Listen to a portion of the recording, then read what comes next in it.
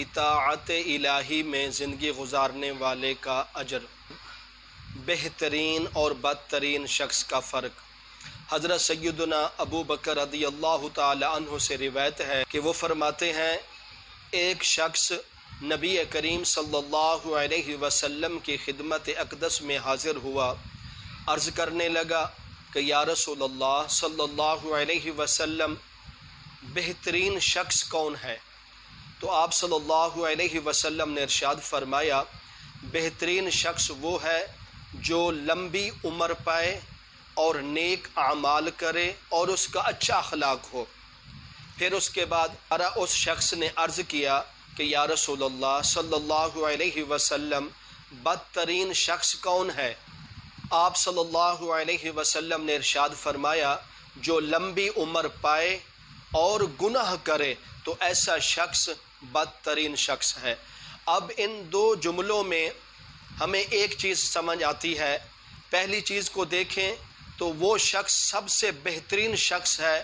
وہ اعلیٰ شخص ہے، اس کا رتبہ اعلیٰ، اس کا مقام درجہ اعلیٰ، جو لمبی عمر پائے، جو زیادہ عمر پائے اور اس کے ساتھ ساتھ وہ نیک اعمال کرتا رہے، وہ 5 وقت نماز کا اہتمام کرنے والا ہو، وہ رمضان کے روزے رکھنے والا ہو، وہ اگر مالدار ہے حج عمرہ کرنے والا ہو، اگر مالدار ہے زکوٰۃ عشر ادا کرنے والا ہو، اور اسی طرح نیک اعمال کرنے والا ہو، تو ایسا شخص اللہ کے ہاں بہترین شخص ہے اور نیکوکار شخص ہے، دنیا میں بھی عزت پانے والا ہے اور قبر میں بھی عزت پانے والا ہے اور آخرت میں بھی عزت پانے والا شخص ہے، جس کی لمبی عمر ہو اور وہ اس کی عمر، اس کی زندگی اللہ کی عبادت میں گزرے، تو ایسا شخص سب سے بہترین شخص ہے۔ تو اس لیے ہر مسلمان کو چاہیے زندگی اس طرح گزاریں، اللہ تعالیٰ سے لمبی زندگی مانگیں۔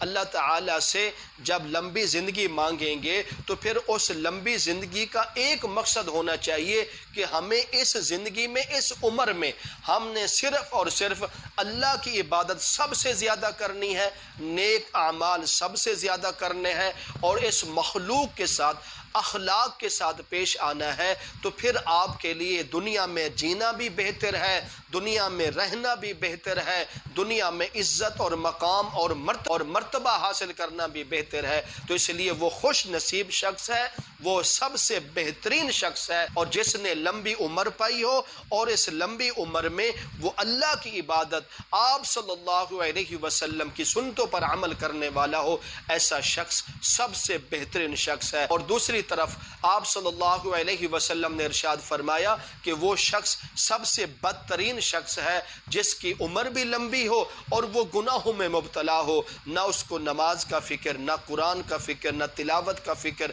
نہ ذکر اذکار کا فکر، نہ اور عبادت کا فکر، نہ رمضان کے روزوں کا فکر، اور پھر وہ غفلت کے ساتھ گناہوں میں زندگی گزارتا ہو، تو ایسا شخص سب سے بدترین شخص ہے کہ جو گناہوں میں زندگی گزارے۔ اے دنیا والو، ایمان والو، اے انسانو، اللہ تعالیٰ نے اگر آپ کو زندگی دی ہے، چاہے وہ جتنا عرصہ کی زندگی ہے، چاہے وہ جتنے دن کی زندگی ہے، ایسی زندگی اور عمر کو اللہ کی عبادت میں گزاریں، گناہوں میں نہ گزاریں، فضولیات میں نہ وقت گزاریں، فضول مجلسوں میں، فضول بیٹھکوں میں، فضول گپ شپ میں، ایسے خام خواہ کی گفتگو کرتے رہتے ہیں، آدھی رات گزار دیتے ہیں، ایسی زندگی نہ گزاریں۔ آپ کا ایک ایک لمحہ، آپ کا ایک ایک منٹ بڑا قیمتی ہے، جو سانس نکل چکا ہے وہ دوبارہ نہیں آئے گا، جو منٹ گزر چکا ہے وہ دوبارہ منٹ نہیں آئے گا، جو دن گزر چکا ہے وہ دوبارہ نہیں آئے گا، جو سال گزر چکا ہے وہ دوبارہ نہیں آئے گا۔